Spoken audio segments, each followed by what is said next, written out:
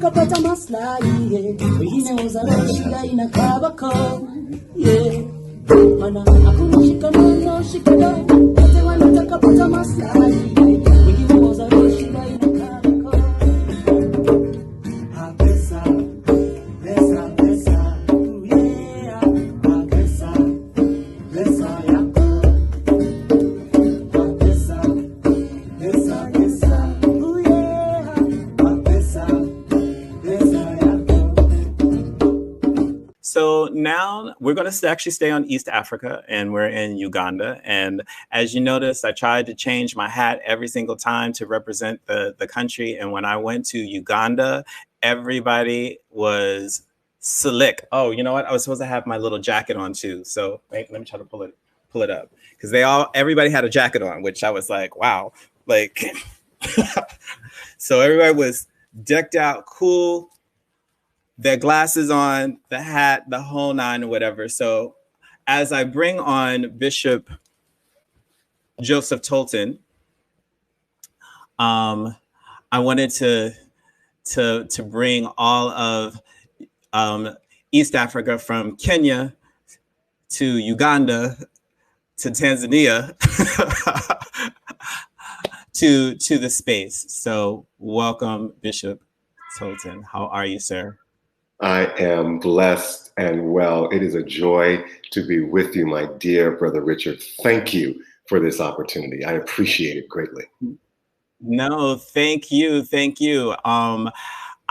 We had an amazing event yesterday, a virtual event yesterday. And before we get into too far, I would like for you to introduce yourself as the founder of the. I'm just gonna let you just do all of the, because I don't want to butcher it. So. Okay. Well, thank you. And first, I want to say I'm sorry that I'm not wearing my royal garments today. I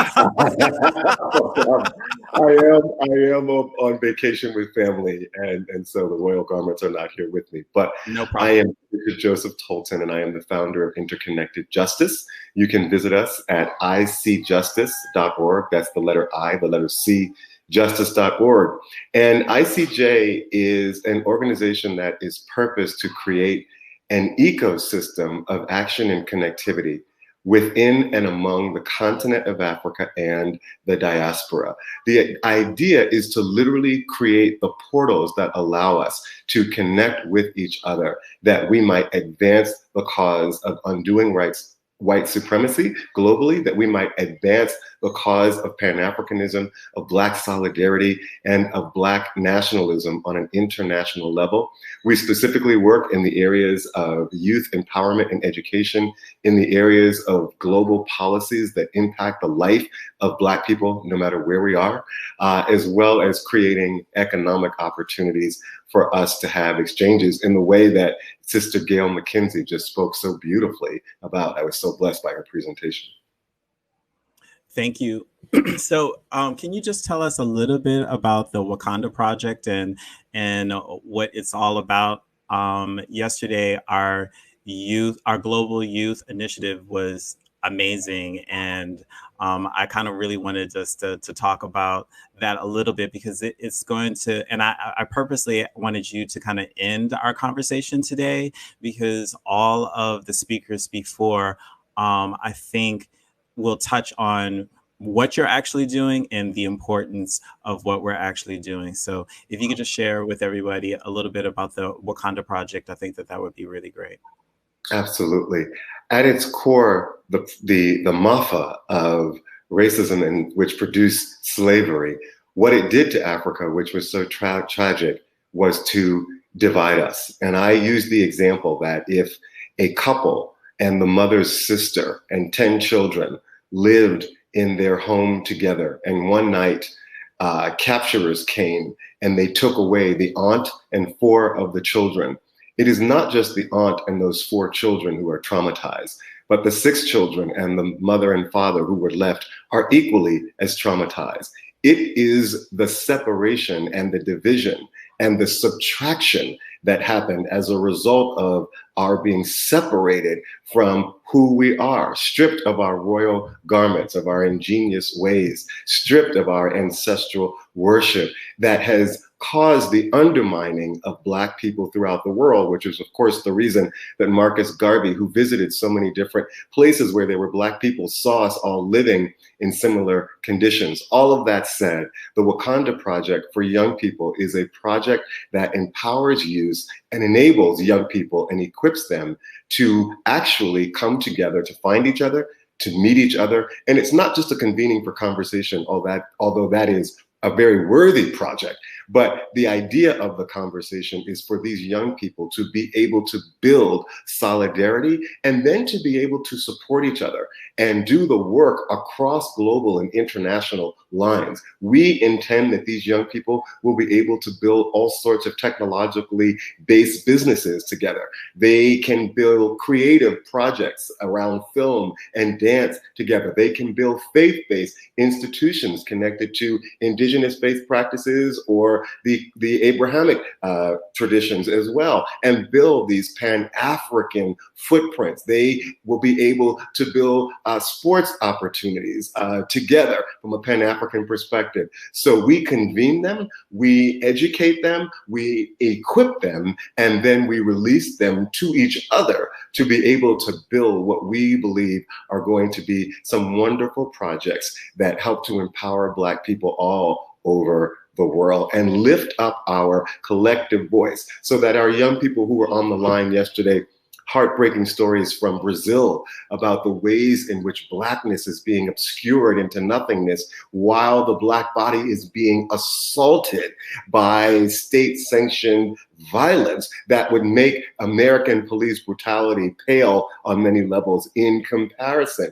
And what would it mean now for Black young people of African descent all over the world to come together to speak truth to power as it relates to what's going on in Brazil, and particularly African Americans to use our political clout and economic clout to be of assistance as it relates to lifting up the issues that are impacting them in Brazil, and to share lessons learned. How do we push back against state-sanctioned violence? We should have commissions where we're talking to each other and equipping each other with best practices so that we are really living as one exalted nation. It's Marcus Garvey's, the Honorable Marcus Mosiah Garvey's birthday tomorrow. And of course, he was best known for saying, "Up, you mighty race." And that is what the Wakanda Project is all about. Lift up your heads, people of African descent, youth of African descent all over the world, because you can change the trajectory of the experience of the Black race all over the world for the next generation. So yesterday's virtual youth conference or festival that we actually had, can you just tell us a little bit of the countries that were a part? Because again, it was a learning experience for me just hearing some of the young people and their presentation. And, you know, because here in America, for whatever reason, we are isolated and we just think that it's just us. And it was just very, very interesting to me. And as you can tell, I'm not a young person anymore, but but I felt like a young person yesterday by what they were actually saying. And I just thought it was so key. So if you could just give us a little bit about what happened and then the next steps, I think that would be wonderful. Absolutely. We had young people from Haiti, from Brazil, from Uganda, from the Democratic Republic of the Congo, from Uganda, from Rwanda, and of course, from the United States. And they came forth with artistic expressions of dance and song and the spoken word, celebrating the idea and the ideals of Pan-Africanism, honoring Dr. Garvey's life, honoring the mutuality of their struggle, lifting up the political thread, which is really the thing that connects us oftentimes as people of African descent, how we respond to similar experiences.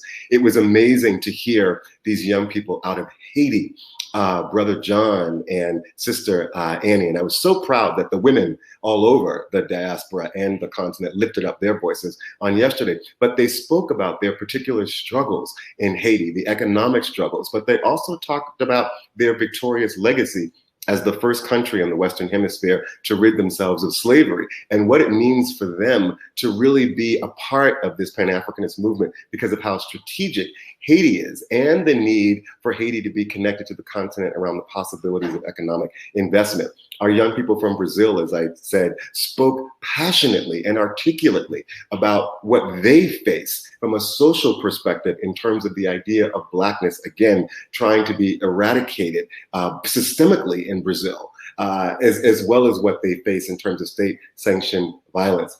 Our young people on the ground in Uganda danced beautifully and spoke beautifully about their desire to welcome us home, their desire to embrace people of African descent from the diaspora. Our young people from Congo had this wonderful video, African Americans, Africa Loves You. They spoke passionately about welcoming us home to invest in the Congo, welcoming us home to join hands with them as they try to push back against the Chinese incursion, where they are raping Africa once again and stealing and looting the minerals that are under the ground in the wealthiest continent on the face of the earth. They talked about the fact that that's what Black Lives Matters mean to them. It means that Black resources in Africa matter and should be for Black people. And what would it mean for us to work together from a scientific and technological place to re-own, as it were, the minerals that are in the ground? The wonderful young people from Rwanda talked about their experience and legacy having gone through the genocide, and they lifted up the values of peace and love and compassion and sisterhood and brotherhood, and how important those values would be to us as the guiding light for a Pan-Africanist movement. And I thought that that was so beautiful. In Kenya, they talked about Jomo Kenyatta and his being a vehement and staunch diasporic inclusive Pan-Africanist, and the legacy that they feel they have to carry and bear, particularly being the largest economy in East Africa. So each country, these young people spoke beautifully and passionately from their particular perspective about what they bring to this Pan-Africanist possibility, as well as what they need from this Pan-Africanist possibility. And they leaned in and suggested to us that we have got to keep this momentum going and find ways in the digital cyberspace world to keep them connected, keep the conversation connected, that we might build out initiatives that come from these conversations that are uniting us. And that's what I took away from the whole experience. Even that we're in COVID, we find ways that we can still stay connected. And I just thought that that was just so very, very powerful. And it was very moving for me. So I thought that that was actually really great. In the conversation, we also talked about language and how we could possibly be united by speaking, Swahili or something to that effect. Classes. And I just thought that that would be something very, unique and special for peoples all around, the globe, if we would be able to do something like that. So if you would briefly, if you have any comments, about that, I think it would be wonderful. Absolutely. It's one of the most interesting dynamics of, again, this Pan-African experience, the fact that we are to some degree separated by English or Portuguese or French. But yes, it was well spoken to yesterday that Swahili should become the official language of people of African descent everywhere, so that we importantly own not one of the romantic languages that come from Europe, but we own one of our own languages and lift it up as being as eloquent and as beautiful and as melodious and as harmonious as any other language, and that we all adopt it and do our best to be able to speak to it, because that is owning our pride, that is owning our culture, and that is a statement that we don't need to borrow something to be as good, but what we can produce unto and of ourselves is equally as good, if not better, and certainly it's the best for us. I think that's great. So I have one more question for you, and then we also have a video that we're going to be wrapping up, and this is going to be our last video for the night. So I'm going to be saying goodbye and the whole nine or whatever. But Bishop Tolton, for you, your question is a little bit different than the questions that I asked everybody else, but I know that you can answer because you're ridiculously smart. Since the continent of Africa, I have been told, which I believe is totally true, is the youngest continent on the planet. What do you actually see, happening with these young people, and how should Black Americans start to connect to them? And we can come up with all different types of things, but whatever. I just think that this energy, this power, this brain trust that's actually just lying there, is there for us, and I would love to figure out a way that we would be able to connect and continuously, support each other in that way. I mean, there's one thing to say, oh, I'm going to help someone, but they're like, do I really need your help? Like, back and forth. I do think that it has to be a give and take scenario. But when I look at the youth there and how smart and energy and all of that's there, I just think that that's a major opportunity for us as a people as a whole. One of the most tragic things that has happened in response to the murder of George Floyd was the silence that was heard among African leaders and their lack of an equivocal and clear-throated response condemning the murder, because many of them are afraid of the ways in which the American government might respond.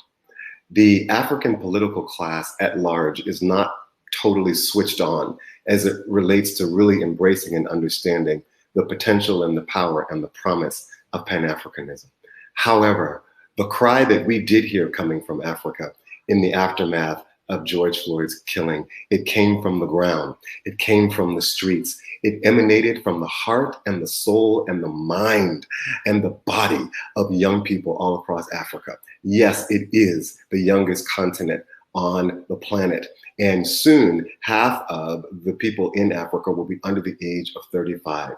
The future of Africa and Pan-Africanism lies in our ability to mobilize and capture the imagination of young people in Africa who are innate globalists because they were born into a world where there was social media and other forms of connectivity. They were born into a global economy. So they are oriented organically to think as globalists. If we can tap into that and then speak to it and begin to equip them with the opportunity to connect with the diaspora and help them to lift up their own voices in their own national settings, as well as to be a part of a chorus of an international song of freedom, that is where the future for people of African descent is. It is in the heart, mind, body, and soul of young people. And it is so important that those of us that are a little bit older do the work of investing into, not trying to control, but invest into their own voices being amplified and lifted up. Provide the tools for them, be a guiding light for them, and then they will lead the way. I am so excited about the future of Pan-Africanism. It is in the hands of our young people, and that future looks very bright to me.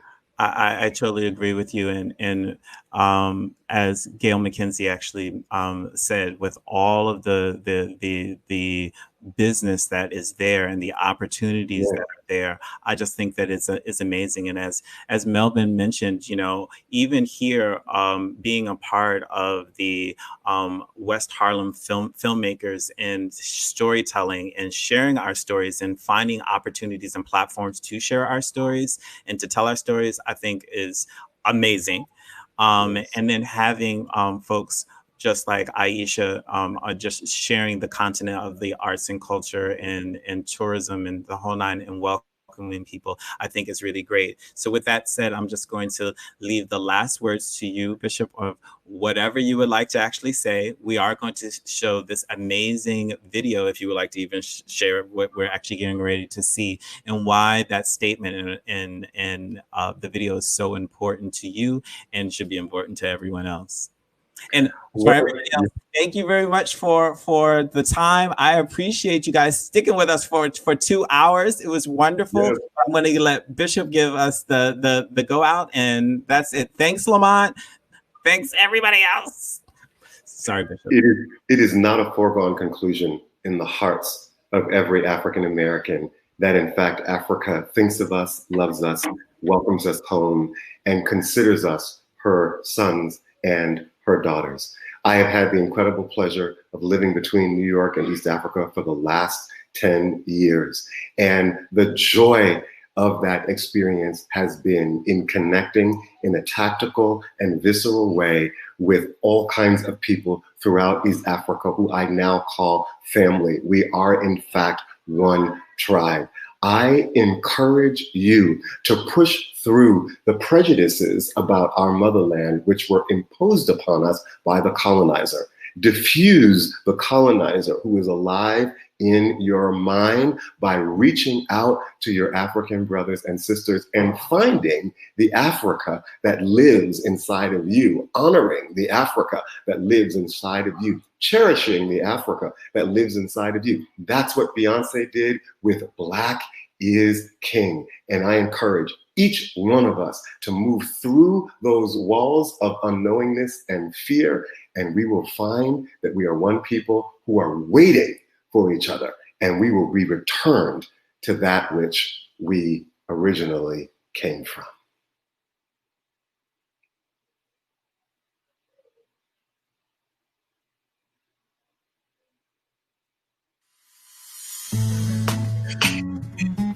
Rain in the breeze.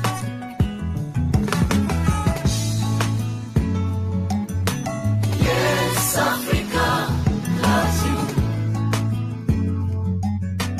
Yes, Africa loves you. Yes, Africa loves you. For your people, yes, your soul. African Americans, Africa loves you. For your people, yes, your soul. African Americans, Africa loves you. We didn't know they chose to be born black. We made our origin on earth. We are the proud to be the black people. Africa, let's come together. Let's unite. Oh yeah, if not now, oh no. Together we can. Together we can overcome. Together we are strong. Many are small. Every effort's gone. We can judge what we are seeing the world now. Oh yeah. Africa is our homeland. Ooh. You feel what you are feeling as black people. You are suffering is our suffering.